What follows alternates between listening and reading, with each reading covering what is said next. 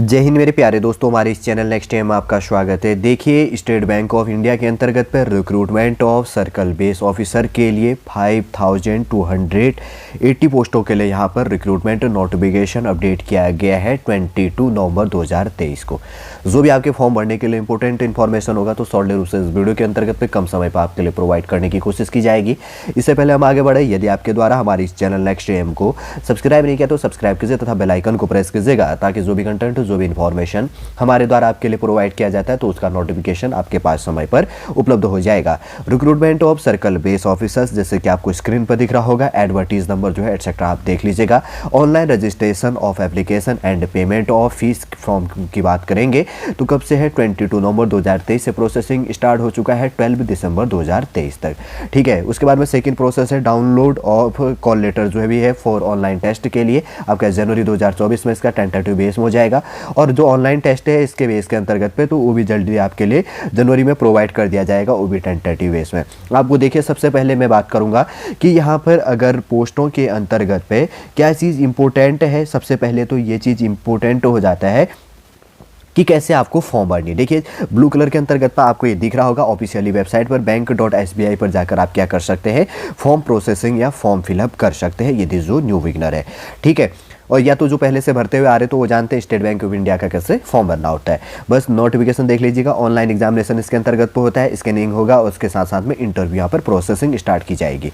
मैं शॉर्ट रूप से डिस्कस करूंगा। सबसे पहले अगर वैकेंसी की बात करेंगे तो यहाँ पर जैसे वैकेंसी बटा हुआ है, ठीक है। सबसे पहले हो गया अहमदाबाद के अंतर्गत पे स्टेट और यूनियन टेरेटरी हो गया, तो गुजरात हो गया, दादरा और नगर हवेली, दमन और द्वीप हो गया। और यहाँ पर गुजराती लैंग्वेज आपको आना चाहिए। 430 पोस्ट है। ST SC OBC EWS और जनरल कैटेगरी के लिए टोटल पोस्टें बटी हुई है 430 पोस्टें, 430 पोस्टें यहाँ पर दी गई है। ठीक है, किसके लिए? इसके अंतर्गत पे अहमदाबाद के अंतर्गत पे। गुजरात की कैपिटल गुजरात हो गया, ठीक है। गुजरात की कैपिटल तो नहीं है, लेकिन गुजरात को जो अहमदाबाद बेस आता है तो उसके अंतर्गत पे। गुजरात की कैपिटल क्या है? गांधीनगर है। उसके बाद में अमरावती की बात करेंगे तो आंध्र प्रदेश की कैपिटल अमरावती है। तेलुगु लैंग्वेज आना चाहिए, 400 पोस्टें यहाँ पर दी गई है। फिर उसके बाद में बेंगलुरु हो गया, कर्नाटक की कैपिटल है और कन्नड़ आपको आना चाहिए, 380 पोस्टें यहाँ पर दी गई है। भोपाल हो गया, मध्य प्रदेश की कैपिटल है। यहाँ पर मध्य प्रदेश के लिए और इसी के अंतर्गत पर छत्तीसगढ़ के लिए आपको क्या आना चाहिए? हिंदी लैंग्वेज आनी चाहिए। 450 पोस्ट यहाँ पर दी गई है। फिर उसके बाद में भुवनेश्वर हो गया, उड़ीसा की कैपिटल भुवनेश्वर है, उड़िया लैंग्वेज आनी चाहिए। 250 पोस्ट यहाँ पर दी गई है, 250 पोस्ट है।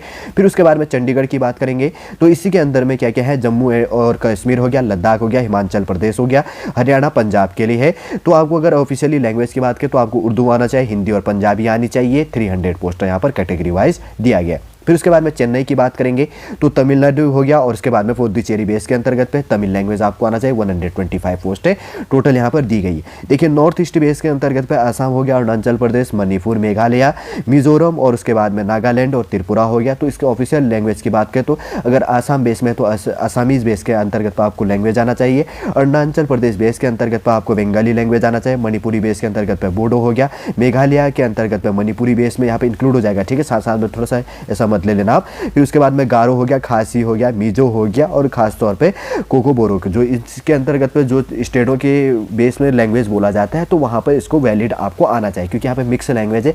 पर्टिकुलर राज्यों में एक फिक्स लैंग्वेज नहीं है, इसलिए आपको ये लैंग्वेज आनी चाहिए। 250 पोस्ट यहाँ पर दी गई है। और उसके बाद में हैदराबाद की बात करेंगे तो तेलंगाना हो गया, तेलुगु लैंग्वेज आपको आनी चाहिए। 425 पोस्ट यहाँ पर दी गई है। फिर उसके बाद में जयपुर की बात करेंगे, राजस्थान की कैपिटल है, हिंदी लैंग्वेज आना चाहिए। 500 पोस्ट यहाँ पर दी गई है। फिर उसके बाद में लखनऊ की बात करेंगे, उत्तर प्रदेश की कैपिटल लखनऊ हो गया, हिंदी और उर्दू आना चाहिए। टोटल 600 यहाँ पर भी पोस्ट हैं। फिर उसके बाद में कोलकाता, वेस्ट बंगाल, पश्चिम बंगाल की कैपिटल कोलकाता है, यहाँ पर वेस्ट बंगाल हो गया, अंडमान एंड निकोबार आइसलैंड हो गया। और उसके बाद में सिक्किम हो गया, यहाँ पे बंगाली और नेपाली लैंग्वेज आपको आना चाहिए। 230 पोस्ट यहाँ पर दी गई है।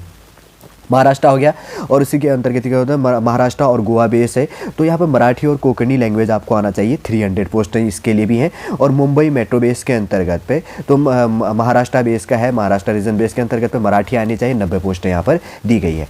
न्यू दिल्ली बेस के अंदर की बात करेंगे तो दिल्ली हो गया, उत्तराखंड हो गया, हरियाणा हो गया और उत्तर प्रदेश के अंतर्गत पे हिंदी लैंग्वेज आपको आनी चाहिए। 300 यहाँ पर पोस्टें दी गई हैं। तिरुवनंतपुरम बेस के अंतर्गत पे आपको केरला हो गया, लक्षद्वीप हो गया, मलयालम लैंग्वेज आनी चाहिए आपको। 250 पोस्टें इस बेस में भी दी गई है। ठीक है, अगर कैटेगरी वाइज की बात करेंगे तो शेड्यूल कास्ट के अंतर्गत पे 787 पोस्ट है, शेड्यूल ट्राइब के अंतर्गत पे 388 पोस्ट है, और उसके बाद की बात करेंगे तो ओबीसी बेस के अंतर्गत पे 1420 फर्स्ट पोस्ट दी गई है, और उसके बाद में इकोनॉमिकल वीकर सेक्शन के लिए 527, और उसके बाद में जनरल कैटेगरी के लिए 2157 पोस्ट। टोटल कितनी पोस्ट है? 5280 पोस्ट यहाँ पर दी गई है। और बैकलॉग बेस के अंतर्गत पर आप देख सकते हैं जो भी यहाँ पर वैकेंसी बेस बटा हुआ है। ठीक है, और उसके बाद में हम इंपॉर्टेंट देख लेते हैं, जैसे यहाँ पर अब है एलिजिबिलिटी क्राइटेरिया।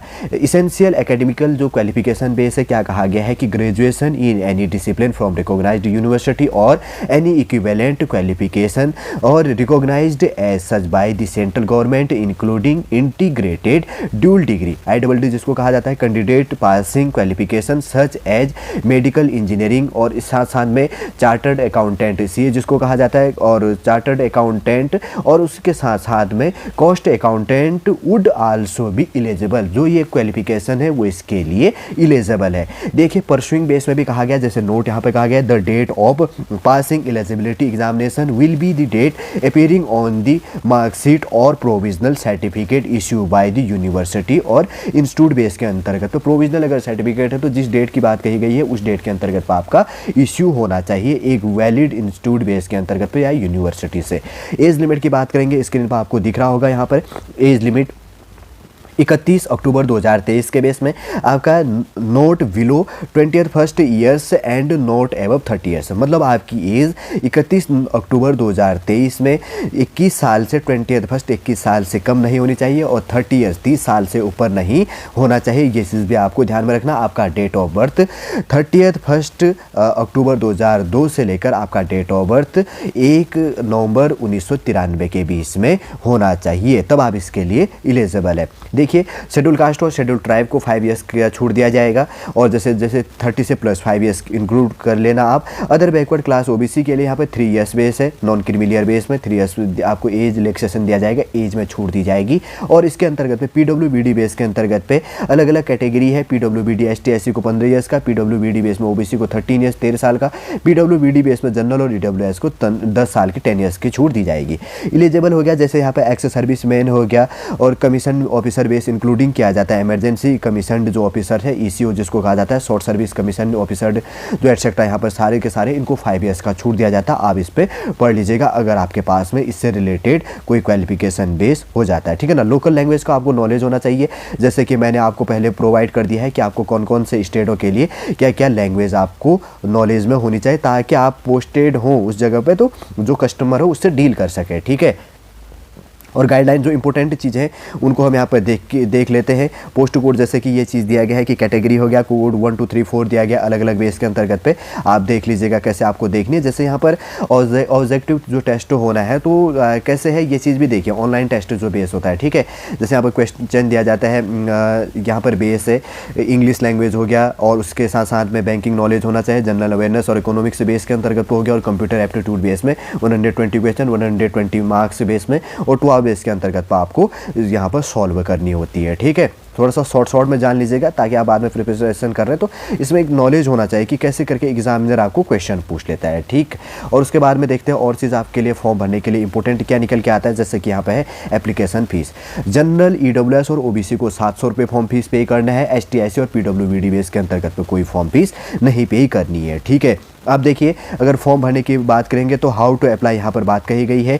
ब्लू कलर के अंतर्गत पर जो आपको दिख रहा है इस पर जाकर आपको क्लिक कर लेना है, या गूगल पर आपको सर्च कर लेनी है bank.sbi करके, तो आपका पूरा जो पोर्टल है ऑन हो जाएगा। तो 22 नवंबर 2023 से फॉर्म भरना स्टार्ट हो चुका है, 12 दिसंबर 2023 तक आप क्या कर सकते हैं, इस फॉर्म को भर सकते हैं। ठीक है। क्योंकि ये इंपॉर्टेंट पॉइंट है इसलिए मैं उन चीज़ों को डिस्कस कर रहा हूँ ताकि आपके जानने के लिए क्या हो जाता है, इंपॉर्टेंट इसके बेस के अंतर्गत पे हो जाएगा। ठीक है। उसके बाद में देखते हैं और क्या चीज़ें हैं। जैसे 5 पेज है, लगभग 8 पेज का यहाँ पे PDF आपके लिए प्रोवाइड किया गया है। थोड़ा सा गाइडलाइन दी गई है कि आपको इस चीज़ को फॉलो करते हुए चलना है। ठीक है। वैसे तो मैंने इंपॉर्टेंट जो चीज़ें हैं फोटो सिग्नेचर की यहाँ पर बात करी गई है, जब आप फॉर्म भरेंगे तो तब ऑटोमेटिकली रूप से आप समझ जाएंगे। और एक चीज़ यहाँ पर इनके द्वारा बात किया गया है लैंग्वेज, आपको एग्जामिनेशन जो सेंटर सेंटर है। आपका जैसे अंडमान निकोबार के अंतर्गत पे पोर्ट ब्लेयर है, तो आपका ऑनलाइन एग्जामिनेशन सेंटर कहाँ आएगा, जिस स्टेट 45 स्टेटों की बात कही गई है। सॉरी, इसके अंतर्गत पे स्टेटों के जो सिटी बेस में थोड़ा सा बटा हुआ है, क्योंकि स्टेट तो हमारे कितने हैं आप ये जानते हैं, 28 स्टेट है, 9 यूटी है, यूनियन टेरिटरी है, तो उनको सारा इंक्लूड करके जो छोटे छोटे बेस में अंदर तोड़ के बांटा गया है, तो उनका आप समझ सकते हैं। तो उनका जो नियरेस्ट आप जिस स्टेट से, जिस यूनियन टेरिटरी बेस से बिलोंग करने वाले, अगर आप इसके लिए एलिजिबल है तो आप अपने नियरेस्ट बेस के अंतर्गत पे एग्जामिनेशन सेंटर फॉर्म पर भर सकते हैं। ठीक है, जैसे कि बेसिक सा इन्फॉर्मेशन बात करेंगे कि स्टेट बैंक ऑफ इंडिया के अंतर्गत पे कितनी पोस्ट है, कैसे आपको अप्लाई करना है, और इसको अप्लाई करने के लिए क्या प्रोसीजर अपनाया गया है, और अप्लाई करने का प्रोसेसिंग क्या चीज़ें हैं, और इसके अंतर्गत पे एग्जामिनेशन आपका कैसे होना है। जैसे कि हमने यहाँ पर बात करी गई थी, सबसे पहले ऑब्जेक्टिव जो आपका टेस्ट इसके अंतर्गत पे होना है। ठीक है, इसके अंतर्गत पे यही है, डिस्क्रिप्टिव जो टेस्ट बेस है तो 30 मिनट बेस में होना है। ठीक है ना, एक चीज़ ध्यान रखो, यही आपका प्रोसेसिंग यहाँ पे एग्जामिनेशन ऑनलाइन जो टेस्ट होने वाला है, तो ड्यूरेशन क्या है, 2 घंटे के अंतर्गत पर आपको 120 क्वेश्चन सॉल्व करना है, जिसमें इंग्लिश लैंग्वेज और उसके बाद में बैंकिंग नॉलेज हो गया, जनरल अवेयरनेस और इकोनॉमी बेस में, और कंप्यूटर एप्टीट्यूड वाला है। फिर उसके बाद में डिस्क्रिप्टिव आपका पेपर होगा। जैसे कि यहाँ पर कहा गया कि this duration of descriptive test ये 30 मिनट के बेस के अंतर्गत पर आपको लिया जाएगा, और इस टेस्ट बेस के अंतर्गत पर आपको क्या होगा, लेटर राइटिंग और ऐसे करनी होगी with 2 question of total 50 marks. 50 number का आपका क्या होगा डिस्क्रिप्टिव बेस के अंतर्गत पे। पहले बेस में तो आपका अगर आप ये क्वालिफाई कर लेते हैं, आपका उसके बाद में डिस्क्रिप्टिव पेपर होगा 30 मिनट, 30 मिनट के अंतर्गत आपको 2 क्वेश्चन सॉल्व करने, एक लेटर राइटिंग दे सकता है, ऐसे राइटिंग जो भी इसमें दिया जाएगा। तो ये मान के चलो कितने भी नंबर का, या तो 30 नंबर है, 20 नंबर ऐसे बांटे, 25-25 नंबर का है, तो आपको सॉल्व करने, मतलब 15-15 मिनट के अंतर्गत आपको लिखना होगा। ठीक है, समझ गए होंगे सिलेबस बेस क्या है, कैसे आपको एग्जाम देना है, कब इसका एग्जाम हो जाएगा, और इंपॉर्टेंटली रूप से जो भी आपके फॉर्म भरने के लिए इंफॉर्मेशन था स्टेट बैंक ऑफ इंडिया के अंतर्गत पे जो 5280 पोस्टों के लिए फॉर्म भरने के लिए, वापस मैं रिपीट कर रहा हूँ, इंपॉर्टेंट इन्फॉर्मेशन को इस वीडियो के अंतर्गत पर आपके लिए प्रोवाइड करने की कोशिश की गई है कम समय के अंतर्गत पे। यदि इस वीडियो इन्फॉर्मेशन के अंतर्गत पे कंप्लीटली रूप से आपको समझ आ गया तो हमारे इस चैनल नेक्स्ट एम को सब्सक्राइब कीजिएगा तथा बेल आइकन को भी प्रेस कीजिएगा। वापस हम नेक्स्ट क्लास के अंतर्गत पर आपसे मिलेंगे। जय हिंद, जय भारत।